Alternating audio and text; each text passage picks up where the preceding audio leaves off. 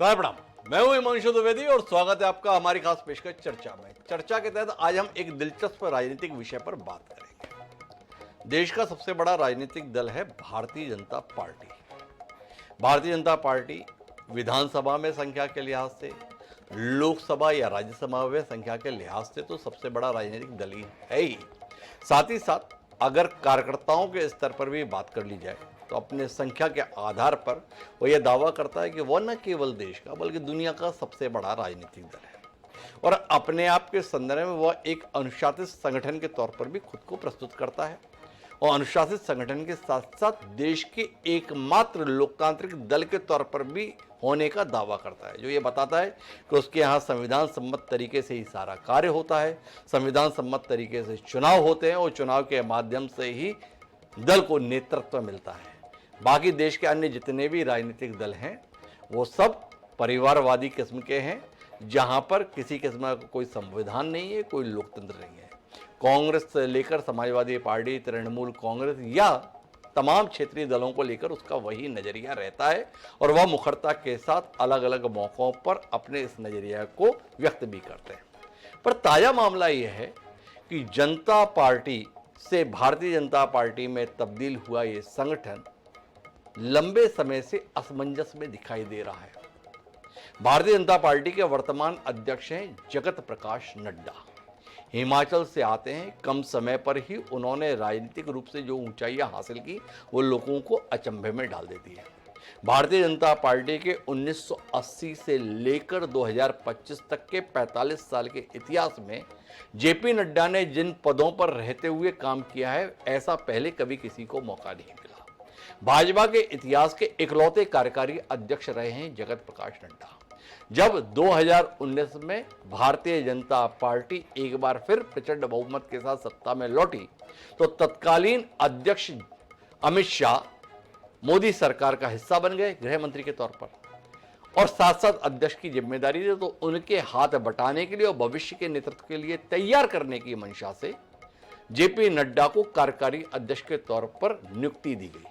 वह सरकार का हिस्सा ना बने और कुछ समय बाद जेपी नड्डा पूर्णकालिक अध्यक्ष के तौर पर जनवरी 2020 में अस्तित्व में आ गए। भारतीय जनता पार्टी का संविधान अध्यक्षीय कार्यकाल 3 साल का रखता है। इस लिहाज से भारतीय जनता पार्टी के अध्यक्ष के तौर पर उनका कार्यकाल 2023 अंत तक था। 2024 में उनके कार्यकाल को 6 माह का विस्तार दिया गया चुनाव के मद्देनजर। वह अवधि थी 30 जून 2024। मोदी जी एक बार फिर प्रधानमंत्री बनने में सरकार के रूप में सफल रहे, प्रधानमंत्री के रूप में सफल रहे। गठबंधन सरकार का हिस्सा होते हुए जेपी नड्डा मंत्रिमंडल का हिस्सा हुए। जेपी नड्डा इस समय दोहरी जिम्मेदारी निभा रहे हैं। 30 जून तक का मिला हुआ सेवा विस्तार अब बिना किसी विस्तार के अध्यक्ष के तौर पर उन्हें बनाए हुए है। भारतीय जनता पार्टी लगातार दावा कर रही है कि हम नया अध्यक्ष देने आ रहे हैं, लेकिन फैसला नहीं ले पा रहे और यही हमारा विषय है। भाजपा मौन, नड्डा के बाद कौन? ऐसी क्या उलझन आ पड़ी है जिसके चलते जगत प्रकाश नड्डा का उत्तराधिकारी पार्टी तय नहीं कर पा रही। उन जेपी नड्डा का जिनको लेकर संघ के साथ संबंधों में तल्खी की बात हवाओं में तैरती रहती है। क्या यह तल्खी ही भाजपा और संघ के बीच की नड्डा के उत्तराधिकारी के संदर्भ में फैसला नहीं ले पा रही? क्या कारण है कि भारतीय जनता पार्टी जैसा अनुशासित संगठन कुल 36 प्रदेशों में से महज 13 में अपने अध्यक्ष के निर्वाचन की प्रक्रिया को पूरा कर पाया है? उत्तर प्रदेश, महाराष्ट्र, मध्य प्रदेश, कर्नाटक, तमिलनाडु जैसे राज्य अभी भी फैसले के इंतजार में हैं। इसी पर आज हम बात करेंगे। हमारे साथ इस दिलचस्प राजनीतिक चर्चा का हिस्सा बनने के लिए कुछ खास मेहमान मौजूद हैं। उनसे आपका परिचय कराएं। उससे पहले समय है आज के विचार सूत्र का। तो हमारा आज का विचार सूत्र भारतीय जनता पार्टी को आगाह करते हुए है। हमारा विचार सूत्र ये कहता है कि विलंब से खतरे पैदा होते हैं, टाल मटोल से अधिक खतरनाक कुछ भी नहीं है। जॉन लिली के द्वारा यह बात कही गई थी। किसी और को समझ में आए ना आए, क्या भाजपा इस बात को समझने के लिए तैयार होगी? इस बात को ध्यान में रखते हुए चर्चा को आगे बढ़ाते हैं। हमारे साथ 4 खास मेहमान हैं। हमारे साथ शिवरतन शर्मा जी हैं, भारतीय जनता पार्टी का विचारवान चेहरा है, प्रदेश उपाध्यक्ष की भूमिका में है, तेज तर्रार चेहरा भी है।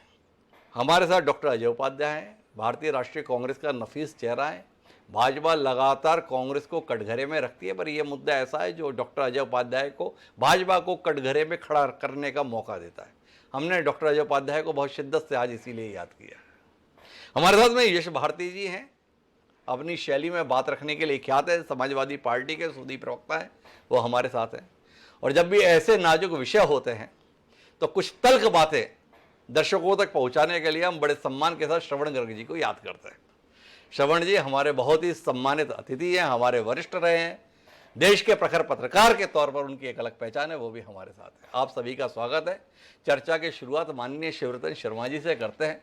शिवरतन जी, अभी तो सवाल किए भी नहीं और आप पानी पीने लगे, क्या ऐसा हो गया जिसके चलते आपको लगा कि पानी पहले ही पी लेना चाहिए? थोड़ा बताइए, आपका अनुशासित संगठन जेपी नड्डा के संदर्भ में इतनी उलझन में क्यों है? आप समझ पा रहे हैं? और अगर समझ पा रहे हैं तो हम लोगों को भी समझाएं। भारतीय जनता पार्टी में किसी प्रकार की कोई उलझन नहीं है। हमारे यहाँ संगठन चुनाव की अपनी प्रक्रिया है और उस प्रक्रिया में ये बात स्पष्ट है कि जब 50% से ज्यादा प्रदेश इकाइयों के चुनाव संपन्न हो जाएंगे, उसके बाद राष्ट्रीय अध्यक्ष का चुनाव होना है। प्रदेश इकाइयों के चुनाव की प्रक्रिया चालू है और आने वाले अप्रैल तक मैं समझता हूं कि प्रदेश इकाई के चुनाव संपन्न हो जाएंगे और उसके बाद राष्ट्रीय अध्यक्ष का चुनाव संपन्न होगा। ये तो ठीक है शिवरतन जी, आपने तो वही बात सुना दी जो हमने थोड़ी देर पहले बताई। पर ये तो बताओ, इतने समय से संगठन के चुनाव की प्रक्रिया चल रही है, जो काम दिसंबर तक हो जाना चाहिए था वो मार्च तक भी पूरा नहीं हो रहा है।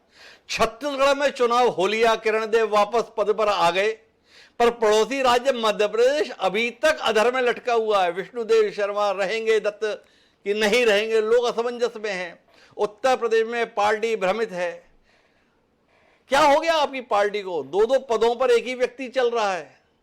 पश्चिम बंगाल में चुनाव होने हैं, केंद्र में मंत्री या प्रदेश अध्यक्ष की भूमिका में मजूमदार जी बने हुए हैं। 52 कुले महाराष्ट्र में मंत्री और अध्यक्ष की दोहरी जिम्मेदारी का बोझ ढोने के लिए मजबूर हैं। बाबूलाल मरांडी के नेतृत्व में पार्टी निपट ली चुनाव में, पर वो अभी भी दोहरी जिम्मेदारी पे है। नेता प्रतिपक्ष भी हैं और अध्यक्ष भी हैं। क्या हो गया भाजपा को? कहां उलझ गई भाजपा शिवरतन जी? कहीं किसी प्रकार से भाजपा उलझे नहीं है। हमारे चुनाव की प्रक्रिया चल रही है और मैं समझता हूं कि अप्रैल तक हमारे चुनाव की प्रक्रिया कंप्लीट हो जाएगी। देखिए, भारतीय जनता पार्टी ने अपने संगठन पर्व की शुरुआत की सितंबर के महीने से। 2 महीना लगातार हमारा चला सामान्य सदस्यता का, उसके बाद सक्रिय सदस्यता का, फिर स्थानीय इकाइयों का चुनाव, स्थानीय इकाई के चुनाव बाद मंडल का चुनाव, मंडल के चुनाव के बाद जिले का चुनाव और जिले के बाद प्रदेश का चुनाव। तो चुनाव की प्रक्रिया है और इसमें समय लगता ही है और हर राजनीतिक दल में ये होता है। कई बार परिस्थितियों के कारण एक्सटेंशन भी देना पड़ता है। अब इस बीच में चुनाव भी कितने हो गए। पहले हरियाणा का चुनाव हुआ, फिर महाराष्ट्र का चुनाव हुआ, फिर दिल्ली प्रांत का चुनाव हो गया। तो राजनीतिक दल की प्राथमिकता चुनाव भी तो रहती है ना। तो उन चुनाव के चलते थोड़ा विलंब जरूर हुआ है, पर हमारे यहाँ अप्रैल के महीने तक सारे चुनाव संपन्न हो जाएंगे। मैं आपको आश्वस्त करता हूँ, आपके माध्यम से सारे लोगों को आश्वस्त करता हूँ। वो तो ठीक है शिवरतन जी, लेकिन एक कमाल की बात हो गई। आप तो बताते हैं कि आप सब दलों से अलग हैं। आप इस दलील को देने के लिए मजबूर हो गए कि सभी दलों में ऐसा होता है, हमारे में भी ऐसा होने लगा। सत्ता की जंग इतनी लग गई क्या? बिल्कुल हिमांशु जी, हम सब दलों से अलग हैं जी। बाकी दलों में ऊपर से नीचे नाम आता है। हमारे स्थानीय इकाई का चुनाव हुआ, स्थानीय इकाई के चुनाव के बाद उसमें जो लोग चुन के आए उन्हें मंडल का चुनाव किया, जो मंडल में चुन के आए उन्हें जिले का चुनाव किया, जो जिले में प्रदेश के प्रतिनिधि चुन के आए उन्हें प्रदेश का चुनाव किया और अब प्रदेश से जो राष्ट्रीय प्रतिनिधि चुन के आएंगे वो राष्ट्रीय अध्यक्ष के चुनाव में मतदाता होंगे। तो प्रक्रिया तो पूरी करनी पड़ेगी ना। चर्चा इस बात की रहती है कि संघ के साथ जरा तलखी आई हुई है। जब तक आप छोटे थे तब तक संघ की सुन लिया करते थे, अब आप बहुत बड़े हो गए हैं तो संघ की सुन नहीं रहे हैं, इसलिए सब कुछ गड्ढे हो रहा है। ऐसी अफवाहों में कितनी सत्यता है शिवरतन जी? संघ के प्रति भारतीय जनता पार्टी के प्रत्येक कार्यकर्ता के मन में सम्मान का भाव रहता है जी।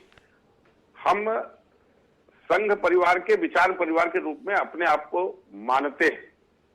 संघ परिवार हमको रोज दिशा निर्देश नहीं करता, भारतीय जनता पार्टी अलग संगठन है और अपने संगठन का निर्णय करने के लिए भारतीय जनता पार्टी स्वतंत्र है। वो शिवरतन जी क्या है कि सम्मान तो अपने अपने पिताजी का सभी लोग करते हैं, पर बात कितनी मानते हैं इसको लेकर उम्र के साथ में सवाल पैदा हो जाते हैं। आपको नहीं लगता ऐसे सवाल पैदा हो गए? ऐसा है, रूटीन के वर्ग में संघ कभी भारतीय जनता पार्टी के कामों में हस्तक्षेप नहीं करता। कुछ नीतिगत मामलों में उनकी सलाह होती है, भारतीय जनता पार्टी उनको स्वीकार करती है। मैंने कहा ना, हम विचार परिवार के सदस्य। हम विचार परिवार के सदस्य। शिवरतन जी बता रहे हैं अप्रैल तक में कर लेंगे, समय लगता है। डॉक्टर अजय उपाध्याय जी मेरे साथ में हैं। कांग्रेस के अध्यक्ष निर्वाचन की, संगठन चयन की प्रक्रिया को लेकर भाजपा के कई सवाल रहे हैं। डॉक्टर अजय उपाध्याय के जहन में भी कुछ सवाल हैं क्या, या जेपी नड्डा जी का काम इतना बढ़िया चल रहा है कि बदलने की जरूरत ही क्या है? क्या कहते हैं डॉक्टर अजय उपाध्याय, क्या है मामला? और डॉक्टर साहब, ये तो वैसे भाजपा का आंतरिक मामला सच में है, उनके अपने राजनीतिक प्रक्रिया का बात है। पर यह बात जरूर है कि पर उपदेश कुशल बहुत तेरे, बहुत बड़ा उपदेश देते रहते हैं हम लोगों पर भाजपा के शीर्ष नेता। शिवरतन शर्मा जी की बात नहीं करूंगा, इन्होंने तो बड़े तथ्यात्मक ढंग से अपनी बात जो भी इनको समझ में आई और जितना इनको लगा कि इसके अलावा इससे ज्यादा डिफेंड नहीं किया जा सकता, इन्होंने किया है। पर सच है कि बड़े नेताओं का बार बार डेमोक्रेसी, परिवारवाद और 30 तरह की बातें अन्य पार्टियों पर और अन्य दलों पर की जाती है। मुझे लगता है कि भाजपा को भी अपने गिरबान में झांकना चाहिए। और सच्चाई यह है कि ये दो लोगों की देश में सरकार चल रही है और उन्हीं दो लोगों की जो है पार्टी पर भी कहीं ना कहीं पार्टी को भी बंधक बना रखा है। ठीक है, आरएसएस का जरूर एक कंट्रोल सिस्टम जरूर होगा, पर अभी आरएसएस का भी, भागवत साहब का भी कंट्रोल सिस्टम उस स्तर पर नहीं जा पा रहा है। अदरवाइज भाजपा के अंदर जो डेमोक्रेटिक प्रोसेस होना चाहिए था वो होता। और मुझे लगता है किसी भी पार्टी के लिए, मेरे यहां भी यदि चुनाव नहीं होता था तो सच बात है आप लोगों ने पूरी तरह से हमें प्रश्न के दायरे में, कटघरे में खड़ा करने का प्रयास किया और वो होना भी चाहिए। इससे डेमोक्रेटिक सिस्टम देश की मजबूत होती है यदि पार्टियों के अंदर आंतरिक लोकतंत्र आए। हमने चुनाव कराया, खड़गे साहब हमारे अध्यक्ष हैं, और जो प्रक्रिया थी वो पूरी ईमानदारी से, ट्रांसपेरेंसी के साथ हम लोगों ने फॉलो किया। माना कि नड्डा साहब के चुनाव में शिवरत्न शर्मा जैसे लोगों का वोट नहीं कोई काउंट किया, ना इन्होंने वोट कभी दिया, पर कम से कम एक फॉर्मल, औपचारिक तौर पे ही सही 3 साल 19 में वो बने थे, 21 में उनका एक्सटेंशन हुआ, 2 बार ऑलरेडी हो गए, केंद्र में मिनिस्टर भी हैं। हालांकि इनका आंतरिक मामला है, पर यह भी सच है कि लोकतंत्र मजबूत होता है जब पार्टियों के अंदर भी एक लोकतांत्रिक प्रक्रिया को अपनाया जाए। कांग्रेस पार्टी में भी कई खामियां हैं, हम नहीं कहेंगे, पर हम प्रयास कर रहे हैं उस दिशा में पॉजिटिव डायरेक्शन में आने का, और भाजपा को भी आना चाहिए क्योंकि ये दोनों महत्वपूर्ण राजनीतिक पार्टी हैं। ये बताओ डॉक्टर, जो पता है लोग कहते हैं कि सत्ता में रहने के बाद में कई अवगुण आ जाते हैं। क्या आपको लगता है कि भाजपा में भी अवगुण आ गया है, टकराव बढ़ गया है, कई दावेदार पैदा हो गए हैं, इसलिए भाजपा फैसला नहीं कर पा रही, या जेपी नड्डा जी का कार्यकाल इतना जबरदस्त है कि उसकी क्षमता का, उनकी योग्यता का कोई दूसरा तोड़ का व्यक्ति नहीं निकल पा रहा, इसलिए भाजपा फैसला नहीं ले पा रही? क्या समझ पा रहे हैं आप, क्यों नहीं ले पा रही भाजपा फैसला? आंतरिक मामला तो ठीक है, पर आपके तो प्रतिद्वंदी है ना, कुछ निगाह विगाह रखते हो आपकी? नहीं रखते हो कि उनका अपना मामला ये करके छोड़ देते हो? वो तो आपके हर मामले में निगाह रखते हैं, किससे मिले, किससे नहीं मिले, कहां गए, कहां नहीं गए, पूरी निगाह रखते हैं शिवरतन जी और उनके साथी। डॉक्टर साहब, आपकी शैली गजब की, रचनात्मक और व्यंग्यात्मक दोनों है, और राजनीतिक के लिए जो है राजनीतिक प्रश्नों को पूछने का अंदाज निराला है, इसका तो मैं सदैव सम्मान करता हूं। और वो किसी को आप छोड़ते नहीं है, और यही पत्रकारिता धर्म है जिसको आप जैसे लोग ही बच्चे हैं जो निभा रहे हैं आज के डेट में। भाजपा की बात है, हमारे प्रतिद्वंदी, हम तो स्वस्थ राजनीतिक प्रक्रिया को आगे बढ़ाते हैं, हम व्यक्तिगत आक्षेपों में नहीं जाते, और पार्टी के यदि कोई दुर्गुण है तो उसको जरूर आगे लाना चाहते हैं। लोकतंत्र इनके यहां रहा कहां है, आप बताइए ना। अमित शाह जी और मोदी जी के अलावा भी कोई है क्या उस पार्टी में जिसकी कोई आवाज हो? मैं दावे के साथ कहता हूं शिवरतन शर्मा जी, अभी समय भी है, गूगल भी वो कर ले, और 10 मंत्रालय, केंद्र में 10 मंत्रियों का नाम और उनके मंत्रालय के साथ वो बता दें। नहीं बता पाएंगे, वो पॉलिटिकल व्यक्ति हैं और बड़े विद्वान, और बहुत उनको मैं जानता हूं, वो हाउस में भी रहे हैं, पर नहीं वो कर पाएंगे क्योंकि यहां पे कोई वैसी प्रक्रिया रहने ही नहीं दी है भाजपा ने। सबको खत्म कर दिया। सबको खत्म कर दिया, डॉक्टर अजय उपाध्याय का ये कहना है। अब दो लोगों के पास पार्टी है तो अध्यक्ष कोई भी रहे, क्या फर्क पड़ता है, अजय उपाध्याय जी ये बता रहे हैं। पर यश भारती जी ऐसा नहीं मानते। यश भारती जी की दृष्टि इस संदर्भ में लगातार मुखर रहती है। और यश भारती जी इस प्रदेश में बैठे, उस प्रदेश का भी प्रदेश अध्यक्ष तय नहीं हो पाया है अभी तक भाजपा का। क्या उलझन है यश भारती जी, आपकी दृष्टि जाती है या आपने भी डॉक्टर अजय उपाध्याय के दृष्टि से छोड़ रखा है, भाजपा का मामला है, भाजपा जाने? नहीं डॉक्टर हिमांशु साहब, पहले तो आपको बहुत बहुत बधाई, धन्यवाद कि जनता के बीच में आपने भारतीय जनता पार्टी का ये जो छुपा हुआ चुनाव है, जो बहुत छुपके होता है, जिसको झूठे तौर पे लोकतांत्रिक कहा जाता है, लेकिन वो कभी लोकतांत्रिक होता नहीं है। ना कभी किसी ने वोट डालते हुए देखा कि बहुत हमारा संगठन का चुनाव है, जैसा भी साहब कह रहे थे कि मंडल अध्यक्ष, फिर ये चुनाव, फिर वो चुनाव, फिर ये चुनेगा, फिर वो चुनेगा। और उन्होंने एक तर्क दिया कि अभी बहुत सारे चुनाव आ गए। तो मुझे लगता है मध्य प्रदेश में तो कोई चुनाव नहीं था, और मध्य प्रदेश का अध्यक्ष चुनने के लिए अगर हरियाणा चुनाव प्रभावित करता है या दिल्ली चुनाव प्रभावित करता है, तो ये दिखाता है कि कहीं ना कहीं माल थाल लोग, जो दुनिया की सबसे बड़े कार्यकर्ताओं की पार्टी होने का दावा करती है भारतीय जनता पार्टी, जिसको आपने बहुत छोटा आका, आपने कहा देश की सबसे बड़ी पार्टी, लेकिन उनका दावा रहता है दुनिया की सबसे बड़ी पार्टी, दुनिया की सबसे धनाढ्य पार्टी, दुनिया का सबसे बड़ा कार्यालय लेकर के बैठी हुई पार्टी, अगर वो चुनाव नहीं करा पा रही तो बड़ा अनबन है कहीं ना कहीं। दूसरी, आपने एक पिताजी की भी बात करी कि बेटा कितना मानता है बढ़ती उम्र की बात लेकर के। तो जिस तरीके से पिता आपने आरएसएस को बताया, वो पिता आरएसएस को जेपी नड्डा जी ने कह दिया कि बाप तुम्हारी जरूरत नहीं है, जाओ अब तुम अपना कोई और ठिकाना देखो, अनाथ आश्रय देखो, हम अपने आप में खड़े हो गए। ये जेपी नड्डा जी ने अपने अध्यक्ष रहते हुए भी कह दिया है। अब आरएसएस क्या कहता है? आरएसएस कहता है कि हमारा किसी राजनीतिक पार्टी से कोई लेना देना नहीं है, हमारी राष्ट्रवाद की विचारधारा है और हम किसी राजनीतिक पार्टी के लिए काम नहीं करते। यानी ये जो पिता पुत्र का रिश्ता है, ये बड़ा नाजायज है।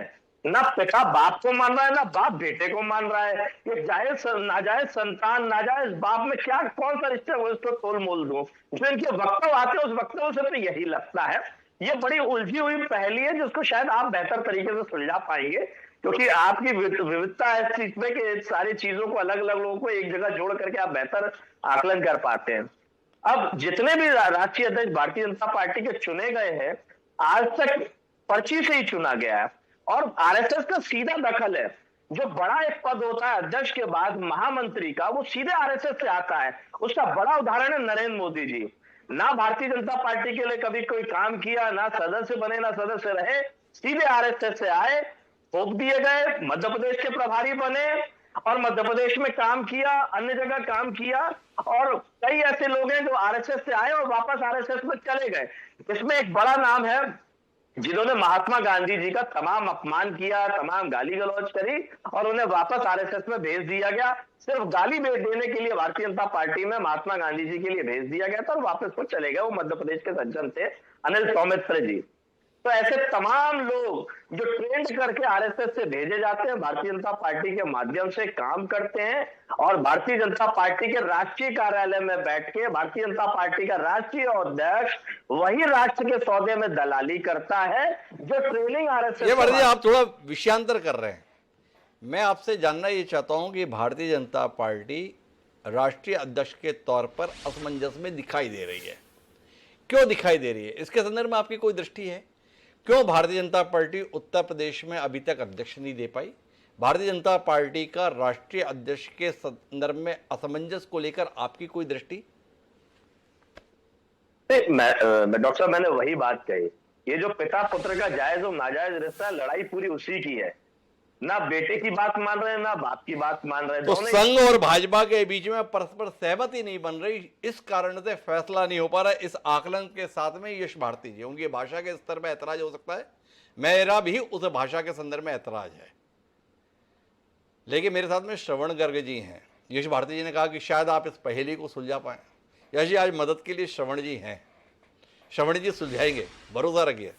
तो श्रवण जी, आपकी दृष्टि क्या कहती है? क्यों भारतीय जनता पार्टी असमंजस में दिखाई देती है? क्यों भारतीय जनता पार्टी के 23 राज्य सितंबर से चल रही निर्वाचन प्रक्रिया के तहत अपने प्रदेश अध्यक्ष नहीं चुन पाए? क्यों जेपी नड्डा के संदर्भ में 30 जून के तक का दिया गया कार्यकाल का विस्तार अगला कोई फैसला लिए बगैर उन्हें अध्यक्ष पद पर बनाए रखे हुए? आपकी दृष्टि? देखिए, मुझे लगता है थोड़ा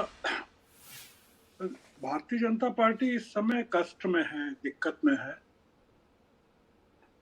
और ये हमारे बीजेपी के कह रहे हैं शिवरतन जी कि अप्रैल तक हो जाएगा।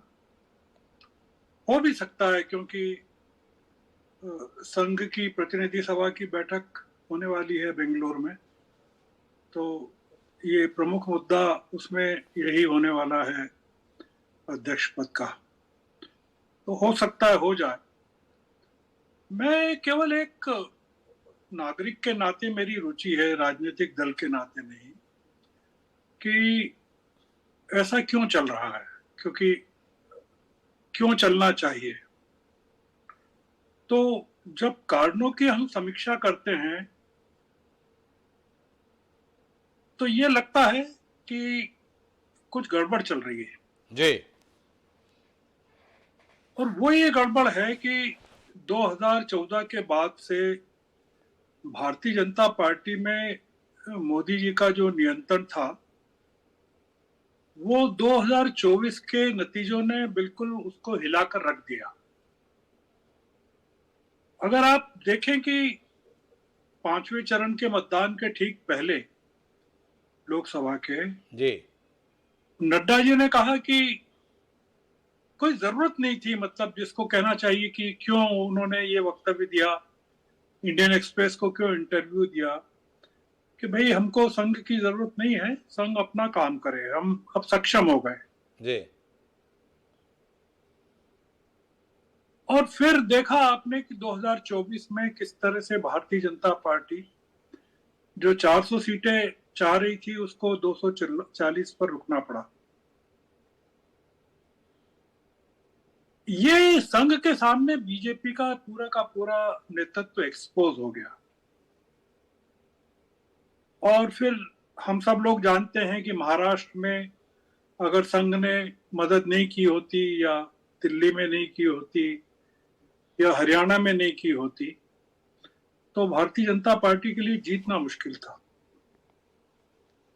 इसमें हिमांशु जी केवल संक्षेप में ये कहना है कि संघ का ये मानना हो सकता है, मैं ऐसा नहीं कह रहा हूं कि है जी, कि अगर चुनाव हमको जिताना है, हमको लगना है काम में, इसका मतलब यह है कि अध्यक्ष पूरी तरह से सक्षम नहीं हो पा रहे हैं जो भारतीय जनता पार्टी के द्वारा दिए जा रहे हैं।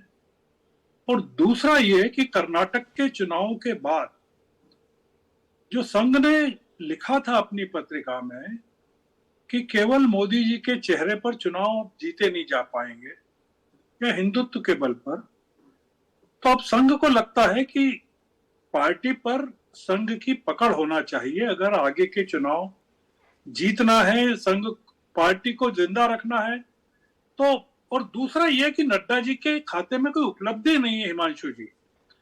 आप देखें कि हिमाचल के वो हैं, पर हिमाचल में पूरी की पूरी पार्टी हार गई, मतलब बीजेपी को हार स्वीकारनी पड़ी। तो इसलिए मुझे लगता है कि ये लड़ाई अध्यक्ष पद की नहीं है, ये लड़ाई ये है कि अध्यक्ष पद पर किसका नियंत्रण हो, मोदी जी का हो कि संघ का हो। ये पूरी की मेरे श्रवण जी कुछ उलझन भरे सवाल है जिस पर आपसे उत्तर की अपेक्षा है। नड्डा जी ने बयान दिया कि अब हमें संघ की जरूरत नहीं, अब हम सक्षम हैं। परिणाम आया और उसमें भारतीय जनता पार्टी को लोकसभा में स्पष्ट बहुमत नहीं मिला, ये एक आंकड़ा है। आप स्वयं अपने वक्तव्य में ये कह रहे हैं कि महाराष्ट्र, दिल्ली और हरियाणा में भाजपा इसलिए जीती कि संघ ने काम किया। अगर संघ नाराज था जेपी नड्डा के बयान से तो संघ ने काम क्यों किया, पहला सवाल।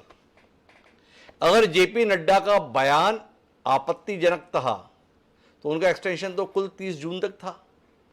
आज 25 मार्च हो रही है, 20 मार्च हो रही है, नड्डा जी अध्यक्ष के तौर पर हैं। ये कमाल कैसे हो रहा है? 2। तीसरा सवाल, अध्यक्ष तो छोड़िए, नड्डा जी 9 महीने से दोहरी जिम्मेदारी पे हैं। वो केंद्र सरकार में सम्माननीय मंत्री भी हैं और साथ साथ पार्टी के राष्ट्रीय अध्यक्ष भी। 3 और चौथी और आखिरी बात, अमित शाह जैसा दमदार नेता जब मंत्री पद संभालता है तो अध्यक्ष पद की जिम्मेदारी के लिए जेपी नड्डा को कार्यकारी अध्यक्ष के तौर पर ला दिया जाता है। पर जेपी नड्डा दोनों भूमिकाएं स्वतंत्र रूप से निभा रहे हैं। उनके साथ कार्यकारी अध्यक्ष जैसा कोई व्यक्ति भी साथ में दिखाई नहीं देता है। तो ये जो 4 कहानियां हैं, इस पर श्रवण जी की दृष्टि क्या कहती है? देखिए, बहुत लंबा आपने मुझे बोलने को बोल दिया है जी। आपका कहना है संघ ने काम क्यों किया? जी। अगर फडणवीस का खुद का बयान है, मतलब बीजेपी के नेताओं का बयान है कि हमने संघ से कहा कि आपको लड़ना, आपको काम करना पड़ेगा जी। हम चुनाव हम नहीं जितवा पाएंगे। जी। अगर आप संघ के चरणों में पड़ जाएं कि आप हमको जितवाइए, और संघ को अगर लगे कि संघ के हित में, पार्टी के हित में काम करना चाहिए, तो संघ को क्यों नहीं करना चाहिए? क्योंकि संघ जो मूलतः काम कर रही थी वो मोदी जी के लिए नहीं कर रही थी, वो अपने स्वयं के लिए भी और पार्टी के लिए कर रही थी। दूसरा ये कि नड्डा जी को क्यों बना के रखा? देखिए, नड्डा जी को इसलिए बना के रखा है कि अभी तक कोशिश कर रहे हैं मोदी जी और अमित शाह, तो कथित तौर पर आरोप नहीं लगाना चाहता कि वो जिसको चाहे उसको बना ले। मतलब उसमें कोई खट्टर भी हो सकता है, कोई और भी आदमी हो सकता है। मतलब एक पपेट के तौर पर उनको एक आदमी चाहिए जो कि भूमिका 2014 के बाद से लगभग बीजेपी के अध्यक्षों की रही है, और उसमें गडकरी ज्यादा समय इसीलिए नहीं चल पाए कि उन्होंने उस तरह से काम करने से मना कर दिया। आप देखें कि बाकी अध्यक्षों के कार्यकाल देखें 2014 के बाद से, सबसे लंबा कार्यकाल ये है जो आप 2019 से देख रहे हैं, नड्डा जी का देख रहे हैं। 2019 से 20 तक का कार्यकारी, फिर 20 से 23 तक का उनका कार्यकाल, और फिर 2 साल से वो बने। इसका बुनियादी कारण चुनाव नहीं है जैसा ये कह रहे हैं हमारे। इसका तो मतलब ये है कि ना नोमन तेल होगा ना राधा नाचेगी, ये तो कोई मतलब नहीं है जी। क्योंकि राधा को नचवाना हो तो नोमन तेल तो किसी एक गौतम अडानी से कह दो, वो 18 मन तेल भेज देगा, तो कोई इशू नहीं है। मुद्दा यह है कि आप टालिए चीजों को जितना टाल सकते हैं। जैसे ही ऊपर सहमति हो जाएगी, हम नीचे कह देंगे कि आप चुनाव संपन्न करवाइए। तो ये आप कह रहे हैं कि प्लेटफॉर्म खाली नहीं है इसलिए फ्लैग स्टेशन पे ट्रेन को रोका गया, पर प्लेटफॉर्म पे पूरी तरह से सन्नाटा छाया हुआ है। तो इसलिए ये जो एक्सक्यूज है, ये कोई बीजेपी का आदमी मानने को तैयार, ये एक्सक्यूज मानने के लिए कोई तैयार नहीं है। मैं वापस शिवरतन जी के पास आता हूं। श्रवण जी ने बड़ी कठोर टिप्पणी की। श्रवण जी का जेपी नड्डा जी के पास अध्यक्ष के तौर पर कोई उपलब्धि नहीं है। जेपी नड्डा भारतीय जनता पार्टी के 45 साल के इतिहास में इकलौते शख्स हैं जो कार्यकारी अध्यक्ष रहे, जो राष्ट्रीय अध्यक्ष के साथ साथ मंत्री पद की जिम्मेदारी इतने लंबे समय तक स्वतंत्र रूप से निभा रहे हैं। और संघ को लेकर जो पैतृक संगठन है, इतना खुलकर बयान दें और फिर भी तरक्की के नए नए सोपान स्पर्श करते जाएं। और उनके संदर्भ में श्रवण जी ने कह दिया कोई उपलब्धि नहीं है, और शिवरतन जी आप मौन रह गए। सहमति आपकी श्रवण जी की बात से या कुछ असहमति?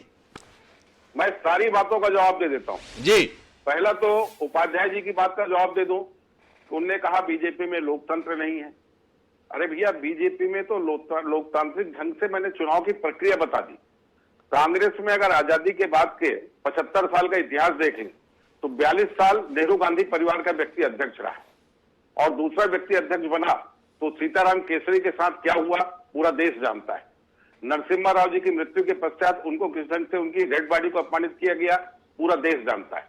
तो गांधी नेहरू परिवार के अतिरिक्त अगर कोई अध्यक्ष बना है वो हमेशा अपमानित ही हुआ है। आज अगर खड़गे जी अध्यक्ष है तो राहुल गांधी से मिलने के लिए उनको समय लेना पड़ता है, वो राहुल गांधी को समय नहीं देते। तो वहां कितना अध्यक्ष का सम्मान है ये पता चलता है। दूसरी बात, माननीय यश जी ने कहा कि नाजायज रिश्ता पिता पुत्र का। माननीय श्रवण जी ने कहा कि भाई प्रतिनिधि सभा की बैठक बेंगलुरु में होगी और बहुत सी बातें की। पहली बात तो मैं बता दूं, संघ और भारतीय जनता पार्टी एक विचार परिवार के सदस्य के रूप में अपने आप को मानते हैं। और जहां तक तलखी की बात है संघ और भारतीय जनता पार्टी के बीच, अरे भाई भारतीय जनता पार्टी के माननीय नरेंद्र मोदी जी संघ के पूर्णकालिक प्रचारक रहे। माननीय जेपी नड्डा जी एक समय संघ के पूर्णकालिक प्रचारक रहे। माननीय अमित शाह जी भी संघ के स्वयंसेवक रहे। और बीजेपी के जितने राष्ट्रीय अध्यक्ष बने वो सारे राष्ट्रीय अध्यक्ष संघ के स्वयंसेवक रहे हैं। तो एक स्वयंसेवक का संघ के साथ किसी प्रकार की तलखी का रिश्ता हो ही नहीं सकता। हम संघ के प्रति सम्मान का भाव रखते हैं। राष्ट्रवाद को हमने सीखा ही संघ से। और भारतीय जनता पार्टी का जो गठन हुआ, अगर भारतीय जनता पार्टी के गठन का इतिहास देखेंगे तो उसके जड़ में ही संघ है। जब हम जनता पार्टी में थे और माननीय चंद्रशेखर जी जनता पार्टी के अध्यक्ष थे, उनने आदेश जारी किया कि जिनको जनता पार्टी में रहना है उनको संघ से अपना संबंध विच्छेद करना पड़ेगा। तो माननीय आडवाणी जी और अटल जी ने कहा कि हमने राष्ट्र सेवा की प्रेरणा संघ से प्राप्त की है, हम जनता पार्टी छोड़ सकते हैं, राष्ट्रीय स्वयंसेवक संघ से अपना नाता नहीं तोड़ सकते। और इस आधार पर भारतीय जनता पार्टी का गठन हुआ। तो भारतीय जनता पार्टी के मैक्सिमम कार्यकर्ता राष्ट्रीय स्वयंसेवक संघ के स्वयंसेवक थे, हैं और रहेंगे। पहली बात तो हमारे संबंधों में किसी प्रकार की तलखी नहीं आ सकती। और जहां तक प्रतिनिधि सभा की बात है, मैं तो श्रवण जी से बोलूंगा, श्रवण जी संघ को समझने की आवश्यकता है। प्रतिनिधि सभा में बीजेपी का अध्यक्ष कौन बनेगा, कौन सी सरकार कैसी चल रही है, इस पर कभी चर्चा नहीं होती।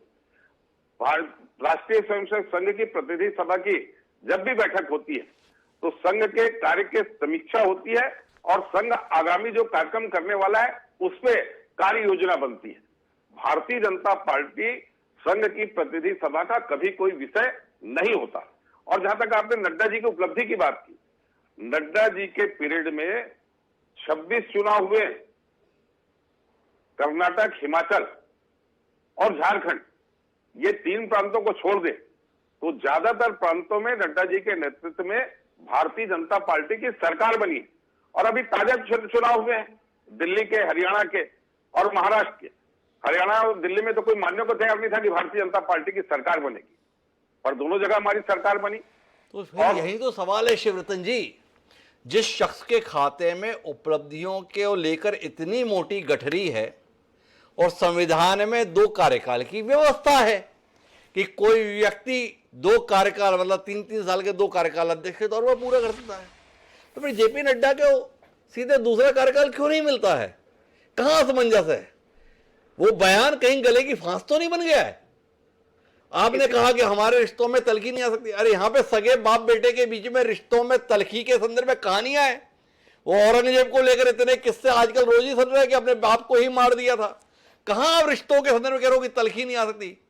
जब सगे बाप बेटे के संदर्भ में इतनी तलखी आप समाज में देख रहे हैं तो संघ और भाजपा के बीच में तलखी आ भी गई तो आप इतने परेशान क्यों हो रहे हैं? मुगलों के इतिहास से संघ और भारतीय जनता पार्टी की तुलना ना करें, मैं आपसे आग्रह करता हूं जी। मैंने फिर पहले कहा है कि माननीय मोदी जी, अमित शाह जी, नड्डा जी सब संघ के स्वयंसेवक हैं और एक संघ का स्वयंसेवक संघ से किसी प्रकार के अपने रिश्तों में तलखी नहीं ला सकता। भारतीय जनता पार्टी के गठन में मुख्य मुद्दा ही संघ रहा है। बड़ी मदद चाहिए शिवरतन जी। देखो श्रवण जी को मौका क्यों मिला? जेपी नड्डा जी ने चुनाव के दौरान 5वें चरण के मौके पर इंडियन एक्सप्रेस को एक इंटरव्यू दिया, उसी के कारण सारी कहानी है। सारी तलखी को लेकर जितना भी वातावरण बना हुआ है ना, वो उस इंटरव्यू की बुनियाद पर है। आज आपके पास मौका है ये स्पष्ट करने का कि आप कितने बड़े हैं और आपको संघ की कितनी जरूरत है। उस इंटरव्यू को भी पूरी तरह से तोड़ मरोड़ के प्रस्तुत किया गया है। भारतीय जनता पार्टी राजनीतिक दल के रूप में अपने निर्णय करने के लिए स्वतंत्र है। भारतीय जनता पार्टी के निर्णयों में संघ का किसी प्रकार से कोई प्रेशर नहीं रहता। हमको नीतिगत निर्णयों पे वो मार्गदर्शन करते हैं, उसको भारतीय जनता पार्टी स्वीकार करती है। देखो शिवरतन जी, माफी के साथ मैं थोड़ा बार बार बीच में बोलने के लिए माफी चाहता हूं आपसे, लेकिन आप ऐसी बात करो तो थोड़ा सा अचरज होता है। वो सम्मान्य BL संतोष जी से लेकर सौदान सिंह, V सतीश, पवन साय, अजय जामवाल, शिव प्रकाश जी, ये तमाम नाम आपको याद है ना? इनको क्या मानते हैं आप? भाजपा के वरिष्ठ नेता या संघ के पूर्णकालिक प्रचारक जो राष्ट्र निर्माण के लिए भारतीय जनता पार्टी में सेवाएं देते हुए समाज निर्माण का कार्य कर रहे हैं, राष्ट्र निर्माण का कार्य कर रहे हैं? थोड़ा स्पष्ट हो जाए। उनके निर्देश पर आप चल रहे हैं, उनके निर्णयों पर आप चल रहे हैं, या उनकी कोई हैसियत या भूमिका नहीं रहती है? ऐसे ही है। भारतीय जनता पार्टी में महामंत्री संगठन की पूर्ण भूमिका रहती है। वो संघ के पूर्णकालिक प्रचारक हैं और उन्हें राष्ट्र निर्माण के लिए अपने जीवन को समर्पित किया है। तो भारतीय जनता पार्टी के प्रत्येक कार्यकर्ता के मन में उनके प्रति सम्मान का भाव रहता है और उनकी सलाह को निर्देश के रूप में स्वीकार करता है। तो कुल मिलाकर फिर आप क्यों इस बात से इंकार करते हैं कि हाँ, संघ के द्वारा भाजपा का संचालन होता है? सबसे प्रभावी पद, सबसे प्रभावी जिम्मेदारी जिन शख्स के पास है वो संघ के सीधे संबद्ध प्रचारक हैं। तो शिवरतन जी, इसमें ऐतराज क्या है? इसमें खामी क्या है? मैं तो कहाँ ऐतराज कर रहा हूँ जी। मैं तो बोल रहा हूँ ना कि संघ के संगठन मंत्री, संघ के भारतीय जनता पार्टी के संगठन मंत्री संघ के पूर्णकालिक प्रचारक होते हैं जी, जिनने अपना जीवन राष्ट्र निर्माण के लिए समर्पित किया है जी। वो भारतीय जनता पार्टी के संगठन। तो फिर आप मुझे इसमें रोशनी दीजिए ना कि JP नड्डा जी को दूसरे कार्यकाल मिलने के संदर्भ में अड़चन किया जा रही है। क्यों इस तरीके के कार्यक्रम करने के लिए हम विवश हो रहे हैं? क्यों अध्यक्ष को बना हुआ है? क्यों 23 राज्यों के संदर्भ में भारतीय जनता पार्टी की निर्वाचन प्रक्रिया अंतिम रूप तक नहीं पहुंच पाई? भारतीय जनता पार्टी की सदस्यता से लेकर के निर्वाचन प्रक्रिया सितंबर से चालू है और समय पे वो पूरी होगी और आपको नया अध्यक्ष पूरे देश के सामने होगा। किसी प्रकार की संघ से कोई तलखी नहीं है। फिर से कर दूं, हमारे संगठन मंत्री संघ के पूर्णकालिक प्रचारक है, बार बार इस बात को देखो भाई, शिवरतन शर्मा जी ने हमें बता दिया है कि JP नड्डा अब अध्यक्ष नहीं रहेगा। उन्होंने बताया नया अध्यक्ष रहेगा। डॉक्टर अजय उपाध्याय, आपकी टिप्पणी, नड्डा जी अध्यक्ष नहीं रहेंगे, शिवरतन जी ने बताया है। प्रसन्न है या निराश है? मैं माफी चाहूंगा, शिवरतन जी कुछ बोलना चाह रहे हैं, शिवरतन जी की बात पूरी हो जाए। जी शिवरतन जी। मैंने कभी नहीं कहा कि नड्डा जी हमारे अध्यक्ष नहीं रहेंगे। जो भी भारतीय जनता पार्टी का अध्यक्ष बनेगा, सबकी सहमति से नियमानुसार निर्वाचन की प्रक्रिया पूर्ण करके बने। क्या है शिवरतन जी, आपने बोला ना कि आपको जल्द ही नया अध्यक्ष मिलेगा। हम तो यही समझे नया अध्यक्ष का मतलब नया व्यक्ति होगा। आप स्पष्ट किए कि नहीं नहीं, नड्डा जी भी हो सकते हैं, कोई ऐतराज नहीं। जी डॉक्टर अजय उपाध्याय। देखिए शर्मा जी का आप जो जॉब है वो क्यों आप खाना चाहते हैं, आश्चर्यजनक बात है। लेकिन एक बात बड़ा स्पष्टवादिता के साथ शर्मा जी ने बातों को रखा है जी, और उन्होंने ये बात स्पष्ट कर दिया कि अभी तक जितने भी इनके भाजपा के साथी या सीनियर लोग आते हैं, कई बार कहते हैं कि हमें RSS से कोई संबंध नहीं है, RSS मेरा कोई डिसीजन मेकिंग प्रोसेस में नहीं आता है। बट आप जैसे शुद्धि पत्रकार के प्रश्नों के उत्तर के दरमियान उन्होंने सब बातें रख दी कि RSS का पूरा कंट्रोल सिस्टम संगठन पे होता है।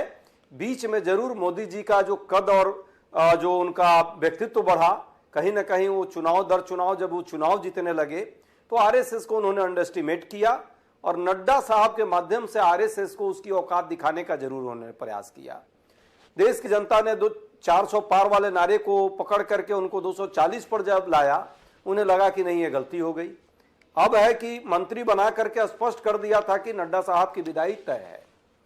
दिक्कत क्या हुई है, हरियाणा चुनाव जीतने के बाद, महाराष्ट्र चुनाव जीतने के बाद और अब दिल्ली जैसे जीते, फिर बात वही आ गई। चूंकि अहंकारी लोग हैं तो अहंकार फिर आ गया इनको और इनको लगता है कि हमारे बल पर और हमारे व्यक्तित्व और हमारी नीतियों पर ही ये पूरी चीजें चल रही हैं, तो क्यों हम फिर RSS का दबाव माने। अभी भी वो खटपट आपस में चल रही है। याद कीजिए 2 दिन पहले जब वो पेडाकोस्ट के माध्यम से जो एक अपना वो आजकल रोज मीडिया में आ रहा है सुबह से शाम तक, उसमें ये भी प्रयास इन्होंने किया है दिखाने का कि हम जो है आरएसएस के ही स्वयंसेवक हैं और हमारा आरएसएस से सब चीज ठीक है। मोदी जी जो बोलते हैं समझिए उसके अपोजिट बातें होती है। अभी तक का इतिहास है, जितनी बात वो करते हैं जस्ट उसके विपरीत कोई ना कोई चीजें चल रही होती है। पर तो मेरा ये बात- सवाल दूसरा है डॉक्टर अजय उपाध्याय, आपको आज की इस बातचीत के आधार पर जाहिर हो गया जो कुछ भी है वो संघ के माध्यम से संघ के नियंत्रण में है। क्या आपको लगता है कि आपको भाजपा से निपटने से ज्यादा तैयारी संघ से मुकाबला करने की जरूरत है? क्या कहते हैं आप? भाजपा का राष्ट्रीय अध्यक्ष होगा कौन ये आपके लिए महत्वपूर्ण नहीं है, संघ से निपटेगा कौन ये ज्यादा महत्वपूर्ण है आपके लिए? बहुत बहुत अच्छा प्रश्न है डॉक्टर साहब आपका। और सच बात है कि इस देश में आरएसएस से निपटने का मतलब है आरएसएस की जो वैचारिक पृष्ठभूमि है, जिस तरह से पूरे देश में अब नफरत का एक आग फैलाने का काम हो रहा है, जिस तरह अडानी अंबानी जितना भी पैसा संकेंद्रित कर ले, गरीब लोगों को कुछ ना मिले, लेकिन भाजपा आरएसएस का कोई व्यक्ति उस ज्वलंत मुद्दों पर नहीं बोल पाता है। ये दर्शाता है कि ऐसे लोगों से आइडिया ऑफ इंडिया को बचाना है, भारत के संवैधानिक प्रक्रिया को बचाना है, तो एक वैचारिक क्रांति के तहत हमें वाकई निपटना आरएसएस से ही है। तो आप ऐसे ही निपटेंगे? कर्नाटक में जैसे फैसला लिया है ठेकेदारों के लिए 4% आरक्षण मुसलमानों को और बाद में बोलेंगे अल्पसंख्यकों को देंगे, इसी से निपटेंगे डॉक्टर अजय उपाध्याय? ये कंफ्यूजन करने का प्रयास भाजपा ने जरूर किया। वही आरएसएस की जो पूरी एक जो प्रोपेगेंडा मशीनरी है वही करती है। सच्चाई है अल्पसंख्यक में कोई मुसलमान तो आता नहीं है, अल्पसंख्यक में वहां और भी समुदाय के लोग हैं, बौद्ध हैं, जैन हैं, सिख हैं, ईसाई हैं, सब हैं। अब अल्पसंख्यक का मतलब यदि दिमाग में हिंदू मुस्लिम का जो एक कीटाणु बैठ गया है भाजपा और आरएसएस के लोगों के बीच में, तो उसका कोई इलाज नहीं है। ऐसी बात है तो आंध्रा में जो इनको मिल रहा है 4% का रिजर्वेशन और उसी के सहारे जो है ये केंद्र में सरकार बनाए हुए हैं, तो क्यों नहीं टीडीपी को कहते हैं कि अलग हो जाओ भाई, तुम ऐसा क्यों कर रहे हो? उसको तो निर्देश नहीं देते उसको निर्देश नहीं देते हैं। ये डॉक्टर अजय उपाध्याय का कहना है। मैं वापस लौटता हूं यश मालवीय जी के पास में। संघ तय करेगा अध्यक्ष कौन होगा, लेकिन शिवरतन जी कुछ हस्तक्षेप करने जा रहे हैं। जी शिवरतन जी। खाली मैं डॉक्टर उपाध्याय जी को बोलना चाहता हूं कि आप आंध्रा के संबंध में हमारा उल्लेख कर रहे हैं, आप कांग्रेस का इतिहास उठा के पढ़ लीजिए। मुस्लिम लीग के चलते हमारे देश का विभाजन हुआ और केरला में कम्युनिस्ट पार्टी की सरकार को गिराने के लिए पूर्व का इतिहास कांग्रेस का बताता है, उसने मुस्लिम लीग से समझौता किया। अपने कांग्रेस का इतिहास पढ़ ले बस। अब क्या करें, इतिहास तो बहुत पढ़ना पड़ जाएगा शिवरतन जी। अब वो श्यामा प्रसाद मुखर्जी जो जनसंघ के संस्थापक थे, उन्होंने भी हिंदू महासभा के नेता रहते हुए मुस्लिम लीग के साथ मिलकर क्या क्या किया वो भी आपको इतिहास के पन्नों में पढ़ना पड़ेगा। इतिहास के पन्ने बहुत बड़े हैं, बहुत भरे पड़े हैं। काल देश परिस्थिति के अनुसार लोगों ने फैसले लिए हैं, ये भी कालखंड को आप कभी पढ़िएगा शिवरतन जी। बहरहाल अभी अपन वर्तमान पर रहते हैं ना, इतिहास के पन्ने बाद में पलटेंगे। अभी तो आपका भविष्य पढ़ने की कोशिश कर रहे हैं शिवरतन जी। हम राष्ट्रीय अध्यक्ष की गुत्थी को सुलझाने की कोशिश में यश मालवीय जी मदद करेंगे। उत्तर प्रदेश में क्या पेच है यश जी? उत्तर प्रदेश जैसा राज्य भी अभी तक भाजपा का अध्यक्ष के संदर्भ में फैसला नहीं ले पाया। कहां उलझन है, आपको जानकारी है? देखिए, मैंने अपने पूर्व वक्तव्य में कहा था कि जो भी है वो आरएसएस के द्वारा ही महामंत्री भेजा जाता है और महत्वपूर्ण पद पे रहता है। अध्यक्ष के बाद दूसरा महत्वपूर्ण पद होता है और वही निर्णय लेता है। और आपने बातों बातों में जो आपकी जो बढ़िया शैली है उसमें आपने इनको फंसा लिया, बेचारे फंस गए। अब जवाब देना पड़ेगा आरएसएस को अलग और भाजपा को अलग, इसीलिए बीच बीच में ठोक ठोक करके अपनी सफाई देना चाह रहे हैं शिवचरण जी। ठीक है, शिव जी के चरण है, जहां पढ़े अच्छे पढ़े, उनको शुभकामनाएं। उत्तर प्रदेश हो, मध्य प्रदेश हो, उत्तर प्रदेश के अंदर एक अलग लड़ाई चल रही है। वहां जो डबल इंजन की सरकार कही जाती है वो डबल इंजन ही आपस में टकरा रहे हैं। योगी जी और मोदी जी की अपनी एक अलग लड़ाई चल रही है। बड़ा कौन, अगला प्रधानमंत्री कौन? जो भारतीय जनता पार्टी दूसरों से पूछते थे कि मोदी के हमारे पास मोदी, आपके पास कौन, अब वो लड़ाई भारतीय जनता पार्टी के अंदर चलती है कि हमारे पास एक योगी भी है। कई भारतीय जनता पार्टी के अंदर खाने में ही बहुत सारे ऐसे लोग हैं जो योगी जी को प्रोजेक्ट करते हैं कि मोदी जी के टक्कर में, और कई लोग तो मोदी जी से बेहतर योगी जी को बताने की कोशिश करते हैं, क्योंकि वही बात जो आपने कहा, इतिहास के पन्नों में तो बेहतर क्रूर कौन, क्रूरता गुजरात में ज्यादा जो अच्छी किसने की, या क्रूरता उत्तर प्रदेश में कौन ज्यादा बेहतर कर रहा है? इस क्रूरता की लड़ाई में ये पैच अड़े हुए हैं। बड़ी मुश्किल से कल जिलाध्यक्षों की नियुक्तियां हुई हैं, उसमें भी अभी बहुत कुछ सारे जिलाध्यक्ष बचे हुए हैं। लेकिन मुझे ऐसा लगता है कि जितनी पूरी लड़ाई है, हमने बहुत बड़े आक्राताओं को देखा, ऐसे आक्राताओं को देखा देश के अंदर जिनका सूरज नहीं डूबता था। 100 साल अभी आरएसएस को हुए हैं, 80 में जन्म भाजपा का हुआ, इनका भी सूरज डूबेगा, इनका नाम लेने वाला कोई नहीं बचेगा। और जिस तरीके से हमारे साथी भारतीय जनता पार्टी के कांग्रेस को कोस रहे हैं, ये देखे अंदर खाने में, आज भारतीय जनता पार्टी को बड़े पदों पे कांग्रेसी ही चला रहे हैं, बड़े पदों पर देखें कांग्रेस ही चला रहे हैं। पर मैं विषय के अंतिम चरण पे हूं, श्रवण जी के साथ हूं। श्रवण जी के अध्यक्ष पद के साथ में इसका भी उत्तर मिलना है कि मोदी के बाद कौन, इसलिए उलझन है। इसके संदर्भ में आपकी कोई दृष्टि है कि राष्ट्रीय अध्यक्ष का पद आने वाले समय में महत्वपूर्ण हो सकता है, इस दृष्टि से उलझन? महत्वपूर्ण है, बहुत महत्वपूर्ण है। और इसका मूल संबंध जो है वो यही है कि आने वाले प्रधानमंत्री पद का उम्मीदवार कौन होगा, आने वाली सरकार कैसी बनेगी, आने वाले चुनाव की रूपरेखा क्या होगी। ये अध्यक्ष पद का जो पूरा मामला है हिमांशु जी, जनता के स्तर पर जो हम देख रहे हैं, मैं वो बता रहा हूँ। मैं ये शिवरतन जी जो देख रहे हैं, मैं उस लिहाज से नहीं चल रहा हूँ, क्योंकि एक नागरिक के तौर पर जो हम पढ़ रहे हैं, अखबारों में देख रहे हैं। मैंने मथुरा में जो बैठक हुई थी अक्टूबर में जी, इनकी आरएसएस की कार्यकारी मंडल की, मैं उसकी कटिंग्स अगर अभी आपके पास टाइम होता तो पढ़ के सुनाता जी, कि वहां इस पूरे मामले को लेकर क्या कहा गया। ये जो फांस है जो नड्डा जी ने चुनाव के दौरान, बीच चुनाव के दौरान, मतदान के दौरान कही थी, उसका संबंध इस चीज से है कि मोदी जी के साथ जो लोग हैं, जो इसको कोटरी कहते हैं, वो ओवर कॉन्फिडेंट थे कि हमको 400 सीटें मिलेंगी। और वो अगर मिल जाती तो आप सोचिए कि संघ की हालत क्या होती, या पूरी की पूरी पार्टी क्या होती। तो ये जो जिन लोगों ने कहा कि हमको संविधान बदलने के लिए 400 सीटें चाहिए, उनको तो आपने टिकट ही नहीं दिए, उनको हटा दिया, मैदान से ही हटा दिया। ये पूरा का पूरा जो मामला है, आप अगर इनकी मथुरा की बैठक की कार्रवाई अगर पढ़ें, इंटरव्यूज पढ़ें उस दौरान के, प्रतिनिधि सभा का जो एजेंडा है जो अभी चल रहा है अखबारों में, ये शिवरतन जी कुछ भी कहें, नेशनल रजिस्टर ऑफ सिटीजनशिप चल रहा है जी, जो बातचीत में है कि वहां प्रतिनिधि सभा में एनआरसी पर जमकर विचार होना है। तो इसलिए मैं शिवरतन जी की बात को कॉन्ट्राडिक्ट इसलिए नहीं कर रहा हूं कि वो, उनका कर्तव्य बनता है कि वो जो कह रहे हैं कहते रहें, कहना भी चाहिए, क्योंकि नहीं कहेंगे तो निकाल दिए जाएंगे पार्टी में से। इसलिए उनके कहने पे नहीं जा रहा हूं, मैं ये जा रहा हूं कि ये जो आपने मूल प्रश्न उठाया है कि अब अध्यक्ष पूरे के पूरे सिस्टम में सबसे इंपॉर्टेंट होगा,